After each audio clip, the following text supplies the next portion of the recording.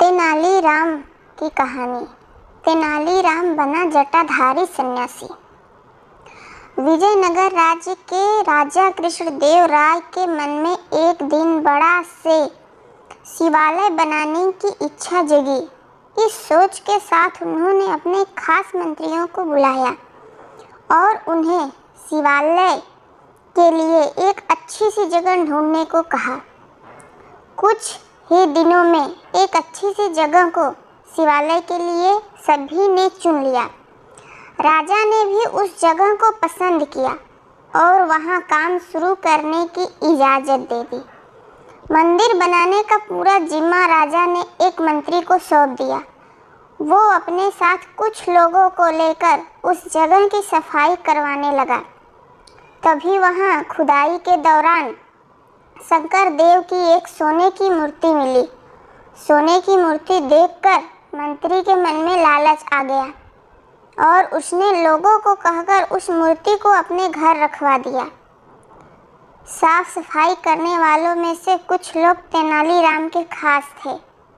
उन्होंने सोने की मूर्ति और मंत्री के लालच के बारे में तेनाली को बता दिया।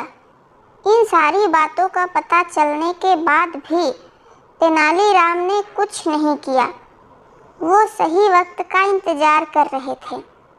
कुछ दिनों के बाद मंदिर के लिए सुनिश्चित की गई जगह पर भूमि पूजन करने का मुहूर्त निकाला गया। सब कुछ अच्छे से होने के बाद राजा दरबार में अपने मंत्रियों के साथ मंदिर के मूर्ति बनवाने की बातचीत करने लगे। उन्होंने अपने सारे मंत्रियों से इसके बारे में राय मांगी। सबसे बात करने के बाद भी राजा मूर्ति को लेकर कुछ फैसला नहीं ले पा रहे थे। राजा ने अगले दिन फिर अपने सारे मंत्रियों को दरबार में मूर्ति बारे में चर्चा करने के लिए बुलाया। तभी एक जटाधारी सन्यासी दरबार में आया। सन्यासी को देखकर सबने उन्हें आदर पूर्वक बैठने के लिए कहा। एक आसन पर बैठकर जटाधारी सन्यासी ने राजा से कहा कि मुझे स्वयं महादेव ने यहाँ भेजा है। मैं जानता हूँ कि आप लोग शिव मंदिर बनाने की सोच रहे हैं और वहाँ स्थापित करने के लिए मूर्ति कैसी हो उस पर यहाँ चर्चा हो रही है। इसी वजह से मैं यहाँ आया हूँ। जटाधारी सन्यासी ने आगे कहा कि भगवान शिव ने मुझे खुद आप लोगों की परेशानी दूर करने के लिए यहाँ भेजा है। राजा कृष्णदेव ने आश्चर्य से कहा कि खुद भगवान शिव ने आपको भेजा है। जटाधारी सन्यास ने जवाब देते हुए कहा, हाँ, स्वयं महाकाल ने मुझे भेजा है। उन्होंने कहा है कि शिव शंभू ने अपनी एक सोने की मूर्ति आपके लिए भेजी है। जटाधारी सन्यासी ने अपनी उंगली एक मंत्री की तरफ दिखाते हुए कहा कि उस मूर्ति को भगवान ने इस मंत्री के घर में रखा है। इतना कहकर सन्यासी वहां से चले गए। सन्यासी की बात सुनकर वो मंत्री डर के मारे कांप रहा था। उसके मन में हुआ, इस जटाधारी को आखिर मूर्ति के बारे में कैसे पता चला होगा।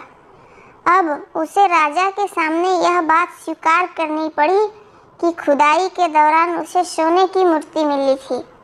यह सब देखकर महाराज ने दरबार में नज़र दौड़ाई और तेनालीराम को ढूंढा, लेकिन वो कहीं नज़र नहीं आए। तभी कुछ देर बाद तेनालीराम दरबार में आ गए। उन्हें देखते ही सब जोर जोर से हंसने लगे। तभी एक व्यक्ति ने कहा कि अच्छा, तो यही थे वो जटाधारी सन्यासी। आपने अपनी जटाएं और कपड़े तो उतार दिए, लेकिन माला उतारने भूल गए। सबको हंसता देख महाराज भी मुस्कुराने लगे और तेनालीराम की तारीफ करते हुए मंदिर का काम करवाने की जिम्मेदारी उनको कंधे पे सौंप दिया। कहानी से सीख। इस कहानी से यह सीख मिलती है कि लालच करना गलत है। हमें सरल और अच्छे मन से कार्य करना चाहिए। ऐसा करने से लोगों के सामने कभी शर्मिंदा नहीं होना पड़ता। कहानी अच्छी लगे तो प्लीज़ लाइक करें, कमेंट करें और सब्सक्राइब में बताएं कहानी कैसी लगी।